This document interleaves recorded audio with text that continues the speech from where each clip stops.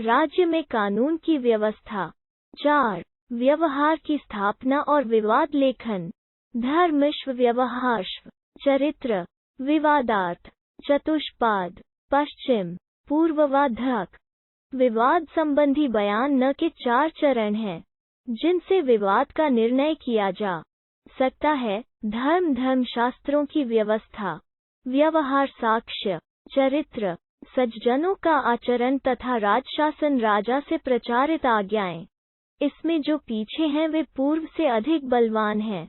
3 धर्मस्थ न्यायाधीश तथा 3 अमात्य जनपद तथा नगरों में व्यवहार अभियोग संबंधी लेखों को सुनने की व्यवस्था। 4. 232 घर के भीतर तथा एकांत में किए गए व्यवहार संबंधी लेखों को प्रमाणित नहीं माना जाता।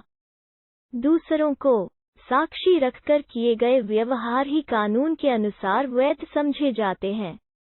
अप्राप्त व्यवहार नाबालिग अतीत व्यवहार अतिवृद्ध मनुष्यों द्वारा किए हुए एवं सधवा तथा पुत्रवती स्त्री व्यसनी एवं सन्यासियों द्वारा किए गए व्यवहार अवैध माने जाते हैं। जब किसी न्यायाधीश के सम्मुख कोई अभियोग आए तो वो वादी प्रतिवादी के नाम, जाति, गोत्र, देश, ग्राम, उनके साक्षी, विवाद का विषय इत्यादि सब अपने निवेश पत्र मिसल में लिख ले और अंत में उन पर अच्छी तरह विचार करे और सत्य असत्य का सूक्ष्म विश्लेषण करके अपने निष्पक्ष निर्णय देने की व्यवस्था करे। पराजित पुरुष को देय धन का 5वां भाग राज्य को दंड रूप में देना पड़ेगा। अभियोक्ता वादी से जब कुछ पूछा जाए और वो उस दिन उत्तर न देवे तो उसको पराजित समझना चाहिए, क्योंकि वो सोच विचार कर दावा करता है। परंतु अभियुक्त प्रतिवादी दूसरे दिन भी उत्तर दे सकता है, क्योंकि वो प्रश्नों का उत्तर पूर्व में ही कैसे सोच सकता है। उसको उत्तर जवाब दावा देने के लिए 3 दिन या 7 दिन का अवकाश दिया जा सकता है। यदि अधियाता बद सिद्ध हो जाए तो उसे अभियुक्त का किया है सारा व्यय देना पड़ेगा। इसके मिथ्यवादी अभियोक्ता को अन्य दंड भी होगा। राजा चारों वर्णों और आश्रमों के धर्म की रक्षा करने वाला है। नष्ट होते हुए सब धर्मों को बचाना और प्रजा को सुमार्ग पर प्रवृत्त करना उसी का कर्तव्य है। न्यायपूर्वक प्रजा की रक्षा करना राजा का धर्म है, जिसके आचरण से वो स्वर्ग को प्राप्त करता है। जो राजा प्रजा की रक्षा नहीं करता अथवा अनुचित दंड का प्रयोग करता है, वो नरक का भागी होता है। दंड इहलोक और परलोक की रक्षा करता है। यदि वो राजा द्वारा अपने पुत्र तथा शत्रु पर निष्पक्ष रूप से दोष के अनुसार प्रयोग किया जाए। जो राजा धर्म, व्यवहार, चरित्र और न्याय के अनुसार प्रजा का पालन करता है, वो चारों समुद्रों से घिरी हुई इस पृथ्वी का शासन करने में समर्थ होता है। चरित्र धर्म तथा कानून का जहाँ परस्पर विरोध हो, वहाँ धर्मानुसार न्याय से ही उसका निर्णय करना चाहिए। जहाँ धर्म तथा न्याय तर्क में परस्पर विरोध हो, वहाँ न्याय को ही प्रमाण मानना चाहिए। व्यवहार का निर्णय मुख्यतया तर्क के अनुसार ही होना चाहिए। प्रत्येक विवाद में शास्त्र की व्यवस्था प्राप्त करना संभव नहीं। 2. विवाह स्त्रीधन आधिवेदनिक विवाह विच्छेद तथा पुनर्विवाह नीचत्वम परदेश वा प्रस्थितो राजकीविषि प्राणाभिहंता पतित्याव्य क्लीबो 5 पीवा पति। जो पति चरित्रहीन हो चुका हो, परदेश चला गया हो, जिसके वापस आने की आशा न हो, राजद्रोही हो, अपने प्राणों का प्यासा हो, धर्म से पतित हो चुका हो तथा नपुंसक हो, पत्नी उसका परित्याग कर सकती है। संसार के सारे व्यवहारों का आरंभ विवाह के बाद होता है। किसी कन्या को अंतानोत्पत्ति के निमित्त ग्रहण करना विवाह कहलाता है। विवाह 8 प्रकार। हम विवाह, जिसमें आभूषण, वस्त्र आदि से अलंकृत करके कन्या का दान किया जाता है। प्राजापत्य विवाह, जिसमें वर वधू दोनों एक साथ मिलकर धर्माचरण का व्रत ग्रहण करते हैं।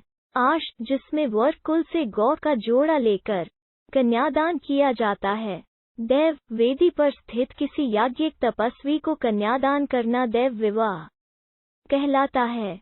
गांधर्व, जब युवक तथा युवती परस्पर स्वेच्छापूर्वक प्रेम बंधन में बंध जाएं। आसुर, जिसमें वर पक्ष द्वारा शुल्क देकर कन्या का ग्रहण किया जाता है। राक्षस, जिसमें बलपूर्वक अपहरण करके कन्या से विवाह कर लिया जाता है। पैशाच, सोई हुई अथवा नशे में उन्मत्त कन्या को ग्रहण कर लेना पैशाच विवाह कहलाता है। इनमें पिता की इच्छानुसार होने के कारण प्रथम ब्राह्म आदि 4 विवाह धर्म सम्मत हैं। अन्य 4 विवाह धर्म मर्यादा के सर्वथा अनुकूल नहीं है, क्योंकि उसमें कन्या के पिता की आज्ञा ग्रहण नहीं की जाती और कन्या के साथ बलात्कार किया जाता है। वही विवाह उत्तम होता है जिसमें सबकी प्रसन्नता हो और सबकी प्रीति की वृद्धि हो। कन्या को विवाह के बाद जो धन जीविका के लिए प्राप्त होता है और जो उसे वस्त्र, आभूषण आदि दिए जाते हैं, वो स्त्रीधन कहलाता है। 2 सहस्त्र मुद्रा से कुछ अधिक कन्या को वृत्ति रूप में दिया जाना चाहिए, जिससे वो पति के विदेश चले जाने पर अपना आनेजुत्र, पुत्रवधू आदि का पालन पोषण कर सके। कन्या को विवाह के समय आभूषण कितनी भी मात्रा में दिया जा सकता है। साधारणतया पति स्त्रीधन का व्यय नहीं कर सकता। केवल पर आईली, विपत्ति, व्याधि, दुर्भिक्ष, भय अथवा धर्म कार्य में ही पति इसका प्रयोग कर सकता। डर, यदि पति पत्नी के विवाह के अनंतर 2 बच्चे उत्पन्न हो चुके हों और धार्मिक विवाह हुए 3 वर्ष व्यतीत हो चुके हों, तब दोनों परस्पर सहमति से स्त्रीधन को व्यय कर सकते हैं। गांधर्व तथा आसुर विधि से विवाह होने पर पति को स्त्रीधन लेने का सर्वथा अधिकार नहीं। यदि वह ले तो ब्याज सहित उसे वापस करे। राक्षस तथा पैशाच विधि से विवाहित पति यदि स्त्रीधन को व्यय कर डाले तो उसे चोरी का दंड देना कानून सम्मत है। पति के मरने के बाद जो स्त्री धर्मानुसार जीवन व्यतीत करना चाहे वह नरविवाह का विचार न करे तो उसे स्त्रीधन, नकद रुपया, आभूषण पूरा प्राप्त होना। 7 यदि स्त्रीधन को लेने के बाद वो विवाह करने का निश्चय करे तो उसे सारा स्त्रीधन ब्याज सहित वापस करना होगा। यदि कोई स्त्री अपने श्वशुर की इच्छा के विरुद्ध विवाह करना चाहती है तो श्वशुर और पति के दिए हुए धन को वापस लेने का उसका अधिकार नहीं। पुनर्विवाह करने वाली स्त्री अपने पति का दाय भाग भी प्राप्त नहीं कर सकती। वह तभी उसे प्राप्त कर सकती है जब वो पति का स्मरण करती हुई धैर्यपूर्वक शेष जीवन व्यतीत करे। यदि कोई पुत्रवती विधवा पुनर्विवाह करना चाहे, उसे भी स्त्रीधन प्राप्त नहीं हो सकता, क्योंकि उस धन के अधिकारी उसके पुत्र हैं। पुत्रहीन विधवा पतिव्रत धर्म का पालन करती हुई किसी पूज्य संबंधी के पास रहकर अपने स्त्रीधन का आयु पर्यंत भोग कर सकती है। आपातकाल के लिए ही तो स्त्रीधन होता है। विधवा की मृत्यु के बाद स्त्रीधन उत्तराधिकारियों को प्राप्त होता है। पति के जीवित रहने पर यदि स्त्री मर जाए तो सर्वप्रथम उत्तराधिकार पुत्रियों का होता है, फिर च्युत का। यदि कोई न हो तो उस धन का अधिकारी पति होता है। यदि स्त्री को संतान न होती हो तो पति 8 वर्ष प्रतीक्षा करे। यदि किसी की सदा मृत होती हो तो 10 वर्ष तक, और यदि किसी को कन्या ही कन्या उत्पन्न होती हो तो 12 वर्ष तक प्रतीक्षा करके पति पुत्राभिलाषा से दूसरा विवाह कर सकता है। इस अवस्था में पति को अपनी पूर्व पत्नी के लिए आधिवेदन एक द्वितीय विवाह के रूप में देना होगा। इस प्रकार की वृत्ति देकर पुत्राभिलाषा से वो अनेक पत्नियों से विवाह कर सकता है, क्योंकि स्त्रियां तो उत्पत्ति का साधन मात्र हैं। अनेक स्त्रियों में एक साथ कई स्त्रियों के ऋतुगामी हो जाने पर पति प्रथम विवाहित पत्नी के साथ पहले समागम करे। वो किसी भी स्त्री के ऋतुकाल की अवहेलना न करे। जो स्त्री पूह हो, वंध्या हो, बिंदु, मृत पुत्र उत्पादन करने वाली हो अथवा प्रजोहीन हो, यदि वो संभोग की इच्छा न करे तो पति उसका संसर्ग न करे। पूर्व पत्नी को आधिवेदनिक देकर ही पुत्रोत्पत्ति की लालसा से पति अन्य स्त्री से विवाह तथा संभोग कर सकता है। जो स्त्री पति से कर दी जाए, पति उसे आवश्यक भोजन तथा वस्त्र गुजारा देगा। यह उनकी पति की आमदनी के अनुसार कम या अधिक होगा। आधिवेदनिक प्राप्त होने की अवस्था में परित्यक्ता पत्नी उतनी मात्रा में कम गुजारा प्राप्त करेगी। यदि वो श्वशुर कुल में किसी संबंधी के पास रहेगी या सर्वथा स्वतंत्र होकर रहेगी, तब पति पर भरण पोषण देने का अभियोग नहीं किया जा सकेगा।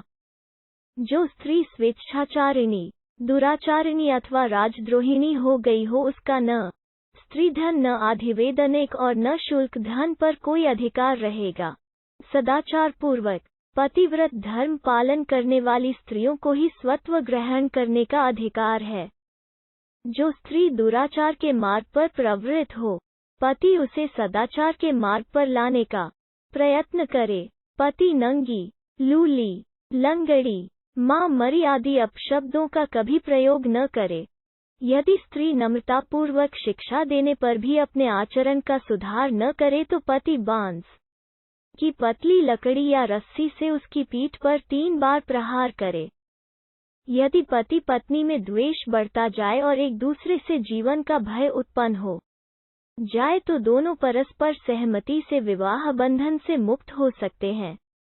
यदि स्त्री भर्ता से द्वेष करती है परंतु पति उसको छोड़ना ही नहीं चाहता तो इस दशा में स्त्री को छुटकारा नहीं दिया जा सकता।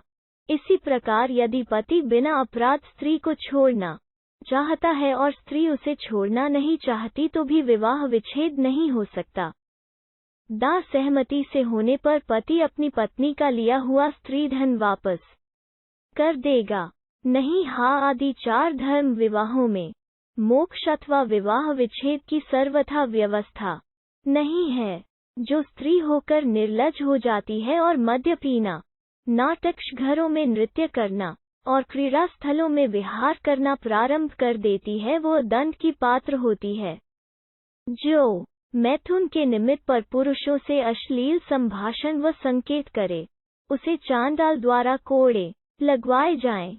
आचार श्रेष्ठ हक को भी ऐसे ही दंड दिए जाने उचित हैं। वे दंड स्त्रियों के दंड की अपेक्षा देगने गने होने चाहिए। जो पति चरित्रहीन हो चुका हो, परदेश चला गया हो, जिसके वापस आने की आशा न हो, राजद्रोही हो, अपने प्राणों का प्यासा हो, धर्म से पतित हो चुका हो तथा नपुंसक हो, पत्नी उसका परित्याग कर सकती है।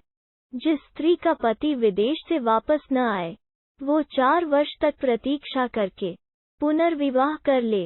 यदि ब्राह्मण विद्याध्ययन के लिए परदेश गया हो, तो उसकी पत्नी 10 वर्ष तक उसकी प्रतीक्षा करे।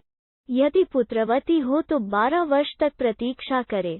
यदि पति किसी राजकार्य के लिए बाहर गया हो तो पत्नी जीवन पर्यंत उसकी प्रतीक्षा करे।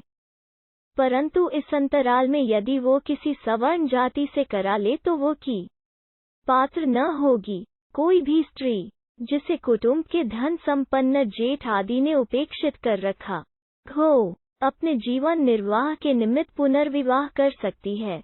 कौटिल्य का मत है कि स्त्री के ऋतुकाल का उपरोध करना धर्म का वध करना है। लंबे काल तक विदेश गए हुए, बन गए अथवा मर गए पति की स्त्री को 7 ऋतु तक चुप रहकर फिर अपना पुनर्विवाह कर लेना चाहिए। यदि उसका कोई बच्चा हो तो 1 वर्ष तक चुप रहकर उसे अपने पति के सहोदर भाई के साथ, जो धार्मिक और भरण पोषण में समर्थ हो, विवाह कर लेना चाहिए।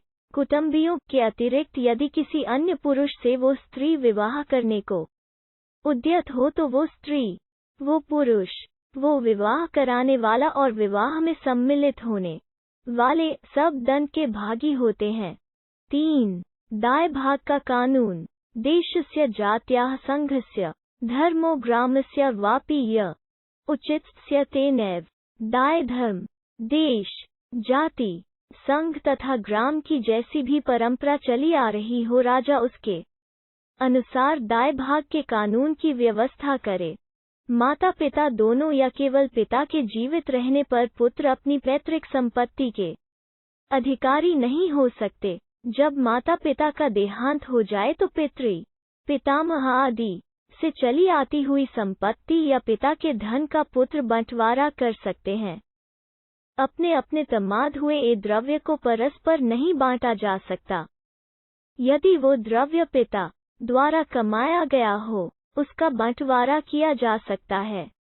शुक्राचार्य का मत है कि पिता की सारी संपत्ति का 10वां भाग ज्येष्ठ लड़के को अधिक मिलना चाहिए, क्योंकि उसे पिता आदि के श्राद्ध में अधिक व्यय करना होता है। यदि बड़ा लड़का मनुष्योचित चरित्र से गिर गया हो तथा कामाचारी होकर फिरता हो, तो उसे यह विशेष भाग प्राप्त नहीं हो सकता। किसी पुरुष के पुत्रहीन मर जाने की अवस्था में उसकी संपत्ति का बंटवारा इस तरह होना उचित है। सर्वप्रथम उस पुरुष के सहोदर भाइयों का उसकी संपत्ति पर अधिकार है। सहोदर भाइयों के अभाव में पुत्रियां अपने पिता के धन की स्वामिनी हैं। यदि पुत्रियां भी न हो तो पुरुष के पिता को, यदि वो जीवित हो, अपने पुत्र की संपत्ति पर अधिकार है। यदि पिता भी न रहा हो तो पिता के भ्राता, ताऊ, चाचा या उनके पुत्र उस धन के अधिकारी बनेंगे। यदि पिता अपने जीवन काल में अपनी संपत्ति का बंटवारा कर देना चाहता है, तो वो ज्येष्ठ को छोड़कर किसी अन्य पुत्र को अधिक भाग नहीं दे सकता और न बिना कारण किसी को दाय भाग से कर सकता है। यदि पिता संपत्ति न छोड़ गया हो, तो बड़े भाइयों का धर्म है कि वे छोटे भाइयों की रक्षा करें। यदि उनका आचरण खराब हो गया हो, तो उन्हें घर से बाहर भी निकाला जा सकता है। जब पुत्र प्राप्त व्यवहार बालिग हो चुके हों, तभी संपत्ति का बंटवारा उचित है। पुत्र बालिग हो और कुछ या कोई पुत्र विदेश गया हुआ हो, तो पालन तथा विदेश गए पुत्र की संपत्ति का भाग उसकी माता के बंधु, मामा आदि सुरक्षित रखें या उसे ग्राम के सेठ साहूकार के पास अमानत रख दिया जाए। जब पुत्र बालिग हो जाए अथवा विदेश गया हुआ वापस आ जाए तो उसका भाग उसे दे दिया जाए। जिन पुत्रों का विवाह हो गया हो, वे अपने छोटे भाइयों को उनके विवाह का व्यय दें, संपत्ति भाग के अतिरिक्त दें। कन्याओं के लिए भी इसी प्रकार उनके विवाह और प्रादानिक दहेज का धन सुरक्षित रख देना चाहिए। आचार्य कौटिल्य का मत है कि किसी संपत्ति में यदि छल का व्यवहार हुआ हो, किसी संपत्ति को छुपा लिया गया हो, तो उसकी जानकारी होने पर उसका फिर बंटवारा होना चाहिए। जो धन प्रदायाद रह जाए, जिसका कोई उत्तराधिकारी न बचे, उस धन को राजा अपने कोष में डाल सकता है, परंतु स्त्री के निर्वाह और प्रेतक्रिया के लिए धन को छोड़ देना चाहिए। वेद पाठी, वेद का ज्ञाता के धन को राजा अपने कोष में न डाले, किंतु उस धन को वेद विद्या के जानने वालों की सभा में दे दे। पतित, धर्मच्युत, पतित से उत्पन्न पुत्र, नपुंसक, जड़, उन्मत्त, अंधे और कुष्ठी, कोढ़ से पीड़ित दाय भाग के अधिकारी नहीं हैं। उन्हें केवल अपने पिता की संपत्ति में से भोजन आच्छादन का व्यय पाने मात्र का अधिकार है। शास्त्रों में पुत्र 8 प्रकार के बतलाए गए हैं। वे निम्न प्रकार से हैं। औरस, जो अपने से अपनी विवाहित पत्नी द्वारा पुत्र उत्पन्न हुआ हो। पुत्रिका, पुत्र, जिस कन्या को यह कहकर वर को दिया गया हो कि इससे जो प्रथम होगा वो मेरा पुत्र होगा, उस कन्या का पुत्र पुत्रिका ही कहलाता है। वो औरस पुत्र के समान होता है। क्षेत्रज, पुत्र न होने की अवस्था में जब किसी सगोत्र बंधु द्वारा अपनी स्त्री से पुत्र उत्पन्न कराया गया हो तो उसे क्षेत्रज रा कहते हैं। कुछ आचार्यों का मत है कि अन्य के क्षेत्र स्त्री में डाले हुए बीज का अधिपति क्षेत्री उसका पति ही होता है। अन्य आचार्यों का मत है कि माता तो भस्त्रा चर्म की पिटारी के समान है, उसमें जो अपना वीर्य डालेगा उससे उत्पन्न पुत्र उसी का होगा। कौटिल्य का मत है कि वे दोनों ही त्र के पिता माने जाने चाहिए। उसके 2 और 2 गोत्र होंगे। वो दोनों के श्राद्धादि कर्म का कर्ता और रिक्त का अधिकारी होगा। गूज दशेत्रज के समान गूज पुत्र होता है, जिसे पति के विदेश जाने पर बांधवों ने गुपचुप उत्पन्न कर दिया हो। अपविद जिसे माता पिता ने फेंक दिया हो, वो अपविद कहाता है। जो उसका लालन पालन करता है, वो उसी का पुत्र होता है। कानीन जो कुमारी अवस्था में कन्या से उत्पन्न हुआ हो, उसे कानीन पुत्र कहते हैं। सहोट जो पुत्र गर्भवती कन्या से विवाह के बाद उत्पन्न हुआ हो। बता मजा करने के बाद स्त्री से उत्पन्न पुत्र पौनर्भव कहलाता है। दत्तक मंत्रोच्चारण और जल विसर्जन के साथ माता पिता जिस पुत्र को किसी अन्य निस्संतान पति पत्नी को दे देते हैं, वो दत्तक कहा जाता है। यह भी औरस पुत्र के समान होता है। उपागत जो स्वयं आकर अपने को पुत्र रूप में किसी पति पत्नी को समर्पित करता है, वो उपगत पुत्र है। कुतक जिसे पति पत्नी स्वयं चुनते हैं और पुत्र रूप में अंगीकार करते हैं। वह कृतक मूत्र जिसे मूल्य देकर माता पिता से पुत्र रूप में ग्रहण किया जाता है, उसे क्रीत पुत्र कहा जाता है। औरस डी हो जाने पर अन्य सवर्ण भार्या से उत्पन्न पुत्र तीसरे हिस्से के भागी होते हैं। असवर्ण भार्या से उत्पन्न पुत्र केवल भोजन और वस्त्र के अधिकारी होते हैं। कत सब पुत्र शास्त्र सम्मत हैं और पिता के दाएं भाग को विधिवत प्राप्त करते हैं, परंतु इनमें औरस, दत्तक और पृत्रिका पुत्र का विशेष महत्व है, जिन्हें समाज में अन्य पुत्रों की अपेक्षा अधिक सम्मान से देखा जाता है और उन्हें पिता का श्राद्ध करने तथा उसकी संपत्ति ग्रहण करने का पूर्ण अधिकार दिया जाता है। जो राजा प्रजा में दाएं भाग की उचित व्यवस्था करता है, वो स्वर्ग को प्राप्त करता है। उसे देश, जाति, संघ तथा ग्राम जैसी भी परंपरा चली आ रही हो, उसके अनुसार दाएं भाग के कानून की व्यवस्था करनी चाहिए। 4. ऋण, धरोहर, गिरवी आदि का कानून। साक्ष्य मच्छन स्वे परे वा जने का देशकालाग्रवर्णत। इसलिए जितने भी काम करे, ऋण देना लेना, धरोहर रखना इत्यादि, वह साक्षियों के सम्मुख करे, छुपाकर न करे, देश काल को देखकर उत्तम ब्राह्मोग आदि डा की सन्निधि में अथवा अपने या अन्य जनों की साक्षी में ये काम उचित। 100 रुपये पर मास वृद्धि ब्याज 1.25 रुपये से अधिक नहीं लेनी चाहिए। यह धर्म की व्यवस्था है। विदेशी व्यापारियों से 100 रुपये पर 5 रुपये भी दयाज हो सकता है। जंगल में रहने वाले वनवासी भील आदि से 10 रुपया प्रति सैकड़ा ब्याज लिया जा सकता है। समुद्र मार्ग से व्यापार करने वालों से प्रतिशत 20 रुपये तक भी ब्याज लेना अनुचित नहीं, क्योंकि उनसे मूलधन नष्ट होने की भी आशंका रहती है। इस व्यवस्था के प्रतिकूल अधिक ब्याज लेने वालों को दंड दिया जाना उचित है।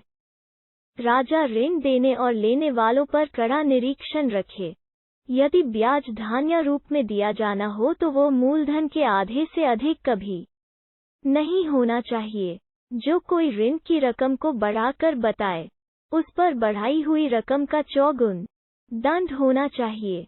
यज्ञ के लिए दिए ऋण पर, रोग के लिए दिए ऋण पर एवं शिक्षा के लिए दिए ऋण पर ब्याज नहीं लगाया जा सकता। सर्वथा देने में असमर्थ से भी ऋण वापस देने का आग्रह नहीं किया जा सकता। जो ऋणदाता कर्जदार से दिए जाने पर भी अपने ऋण को वापस न ले और कर्जदार को उलझाए ही रखना चाहे, उस पर 12 पान का दंड होना चाहिए। यदि ऋण न लेने में वो कोई कारण बताए, तो वो रकम कहीं अन्य स्थान पर जमा करा देनी चाहिए। इसके पीछे उस पर कोई ब्याज न चढ़ेगा। ऋण की मियाद 10 वर्ष की होती है। इसके अनंतर कोई भी ऋणदाता अपने ऋण को लेने का अधिकारी नहीं हो सकता। यदि ऋण लेने वाला अधमर्ण मृत्यु को प्राप्त हो जाए तो उसके देनदार मृतक के पुत्र होंगे। यदि पुत्र न हो तो उसकी संपत्ति को लेने वाले कुटुंबी, साथी या प्रतिभू, जामिन उस ऋण को चुकाएं। यदि किसी व्यक्ति पर कई व्यक्तियों के ऋण हो तो उस एक कर्जदार पर अनेक उत्तोलन कर्ज देने वाले एक साथ दावा नहीं कर सकते। यदि वो घर छोड़कर भाग रहा हो तो उस पर एकदम भी दावे कर सकते हैं। अन्यथा ऋणों का चुकता यथाक्रम से होना चाहिए। पहले ऋण देने वाले को ऋण पहले चुकाना योग्य है। राजनिष्ठ तथा वेदनिष्ठ ब्राह्मण का देवऋण सर्वप्रथम चुकता होना आवश्यक है। पिता पुत्र, पति पत्नी तथा बिना बंटे हुए भाइयों का परस्पर लिया हुआ ऋण अभियोग का विषय नहीं बन सकता। काम के समय पर किसान और राजकर्मचारी ऋण के संबंध में गिरफ्तार नहीं करवाए जा सकते। पति का ऋण यदि भार्या न चुका सके तो उसे ऋण चुकाने के लिए मजबूर नहीं किया जा सकता, परंतु स्त्रियों का ऋण पति को अवश्य चुकाना पड़ेगा। यदि कोई पति स्त्रियों के ऋण को बिना चुकाए विदेश चला जाएगा तो वो दंड का भागी होगा।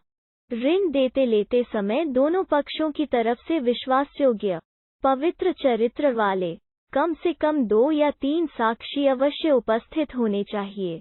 ऋण के निर्णय में एक साक्षी का होना सर्वथा अनुचित है। साला, सहायक, क्रीतदास, ऋणदाता, ऋण लेने वाला, शत्रु, अंगहीन और राज्य से सजा पाया हुआ व्यक्ति साक्षी नहीं बनाए जा सकते।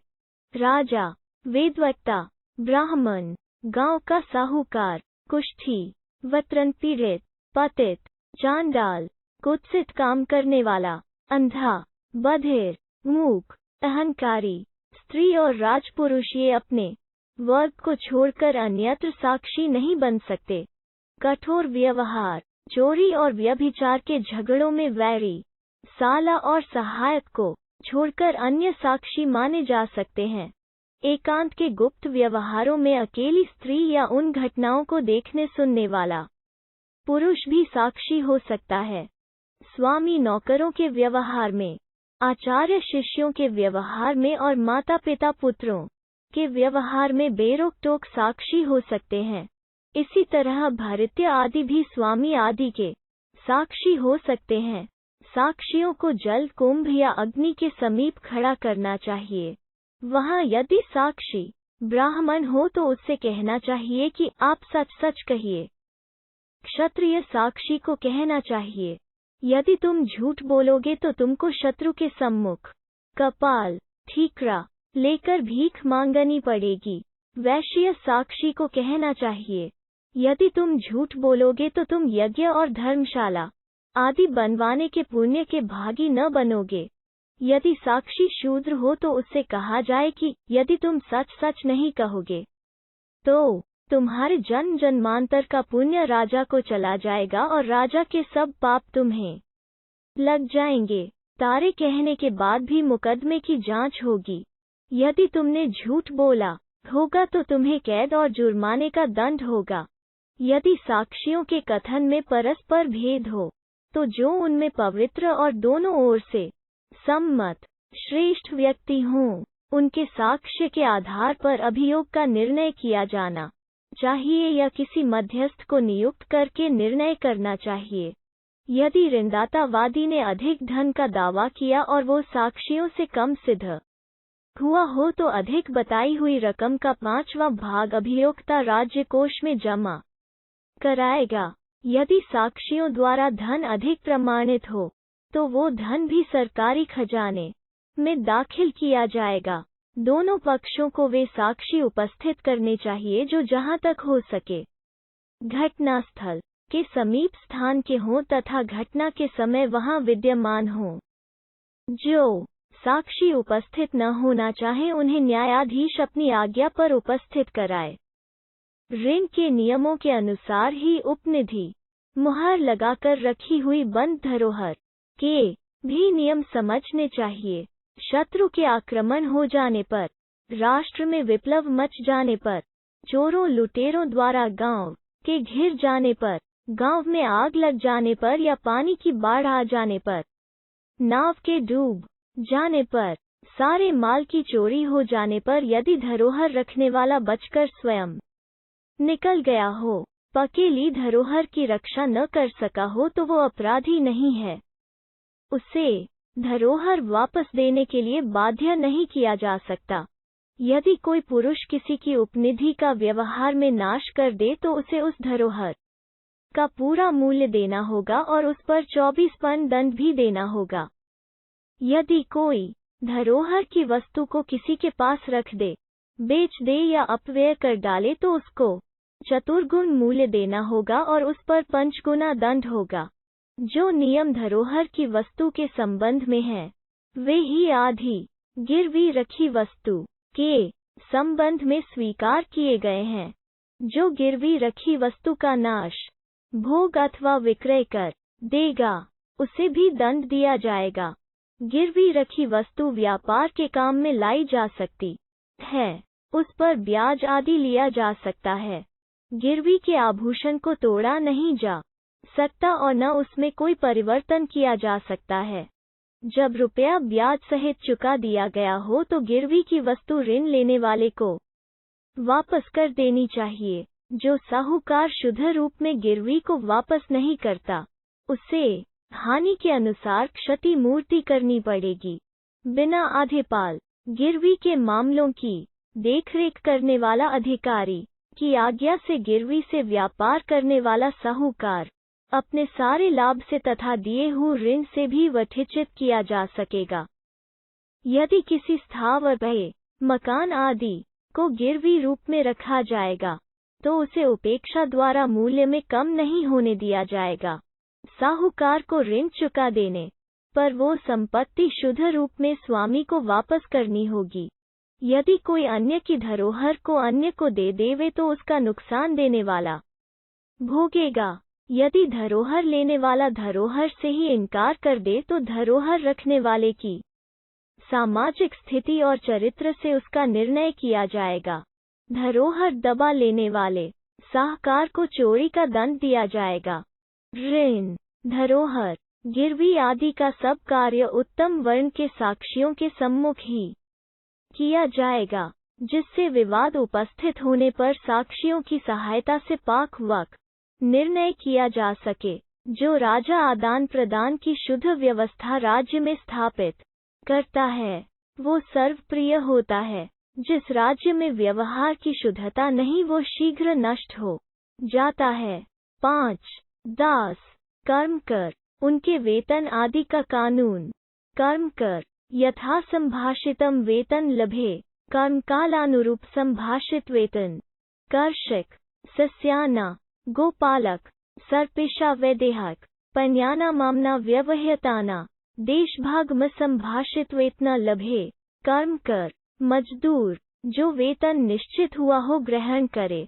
यदि वेतन पहले निश्चित न हुआ हो तो मजदूर अपने किए हुए कर्म तथा लगाए हुए समय के अनुसार वेतन प्राप्त करे। कृषक अनाज में, ग्वालामृत में और व्यापारी वस्तुओं में 10वां भाग वेतन रूप में ग्रहण कर सकता है। दासों से भी कृषि, गोपालन, वाणिज्य आदि का कार्य कराया जा सकता है, जिन्हें वेतन प्राप्त नहीं होता, परंतु इन दासों से अनुचित व्यवहार तथा अत्याचार करना धर्म सम्मत नहीं।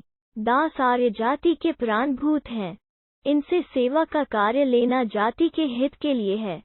मलेच्छा लोग और उनकी दासता के लिए कार्य करते हैं। वे बेचे अथवा गिरवी भी रखे जा सकते हैं, परंतु आर्य जाति के लोग कभी दास नहीं बनाए जा सकते। जो कोई अप्राप्त व्यवहार नाबालिग दास को बेचेगा वो दंडनीय होगा। जो आर्य जाति के बच्चों को दास बनाकर बेचेगा उसे वधदंड भी दिया जा सकता है। जो किसी दास से मुर्दा, विच्छा, मूत्र और जोन उठवाएगा वो भी दंड का पात्र होगा। जो स्वामी नंगा नहाते समय को हथ रखेगा अथवा उस पर बलात्कार करेगा, उसका दासी पर स्वामित्व समाप्त हो जाएगा और वो स्वाधीन हो जाएगी। जो स्वामी ढाई सेविका तथा अन्य गृहदासियों से दुराचार करने की चेष्टा करेगा, उससे वे दासियां स्वतंत्रता प्राप्त कर लेंगी और सदा के लिए मुक्त हो जाएंगी। उन्हें अपनी मुक्ति के लिए कोई हर्जाना भी न देना होगा। इसके विपरीत स्वामी इन दासियों को हर्जाना देगा और उससे दुगुना दंड रूप में राजकोष में देना होगा। यदि कोई आर्य अपने को दास रूप में बेचने के लिए विवश हो जाए, वो अपना मूल्य चुकाकर स्वामी से किसी भी समय स्वतंत्र हो सकता है। ऐसा आर्य दास स्वामी के कार्य के अतिरिक्त किसी काम को करके धन जोड़ सकता है और अपने पिता के धन का भी भागी रह सकता है। यदि कोई आर्य युद्ध में दास बनाया गया हो, वो भी विजेता को अपनी स्थिति के जी मर सार धन देकर मुक्त हो सकता है। जो स्वामी हर्जाना प्राप्त करने पर भी दास को मुक्त नहीं करता, वो दंड का पात्र होता है। यदि किसी दासी को उसके स्वामी से उत्पन्न हो जाए, तो उस माता और को दासता से मुक्ति प्राप्त हो जाती है। यदि वो दासी घर 2000 टुब में रहना चाहती हो, तो उसके माता पिता भाई बहन को भी मुक्ति प्राप्त हो।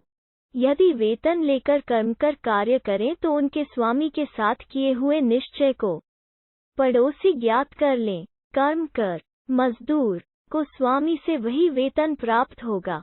यदि पहले कोई निश्चय न हुआ होगा, तो मजदूर अपने किए हुए काम तथा लगाए हुए समय के अनुसार वेतन प्राप्त करेगा। किसान अनाज का, ग्वाला घी का और व्यापारी पाम्य पदार्थों का 10वां भाग वेतन रूप में प्राप्त करेगा। शिल्पी, गायक, वैद्य, कथावाचक, वकील तथा अन्य परिचारकों को उनका पारिश्रमिक प्रचलित दर पर दिया जाएगा या जैसा भी बुद्धिमान लोग निश्चय करें, वैसा दिया जाएगा। वेतन संबंधी विवादों का निर्णय साक्षियों की सहायता से किया जाएगा। जो स्वामी अपने कर्मकरों को उचित एवं निश्चित वेतन नहीं देगा, वह दंड का पात्र होगा। यदि कोई विपत्तिग्रस्त पुरुष नदी की बाढ़, अग्नि, चोर, सिंह आदि हिंसक जंतुओं से घिरा हुआ अपने सर्वस्व, पुत्र, दारा और अपने आप को भी वेतन रूप में अपने रक्षक को देने की प्रतिज्ञा करें, तब जब उनकी रक्षा हो जाए, योग्य निर्णायक जिस वेतन का निर्णय करें वही रक्षक को दिया जाएगा, न कि विपत्ति में प्रतिज्ञा किया हुआ वेतन। दुखी पुरुष तो वेतन का उचित निर्णय नहीं कर सकता। सरकारी उद्योगों संभुए समुत्थान में जहां अनेक कर्मकर मिलकर काम करते हों, उनमें जो कर्मकर वेतन लेकर भी अच्छी तरह काम नहीं करेगा, उसे 12 पान दंड दिया जाएगा। अधिक उपेक्षा करने पर उसे कैद, संरोध का भी दंड दिया जा सकता है।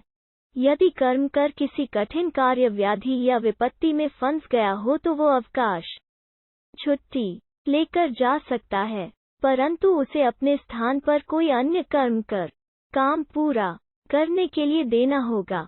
देर से काम होने पर उसे स्वामी को हर्जाना देना होगा। यदि मजदूर काम पर आकर हो जाए, परंतु किसी कारण उसे काम पर न लिया जाए, तो भी वो वेतन का अधिकारी है।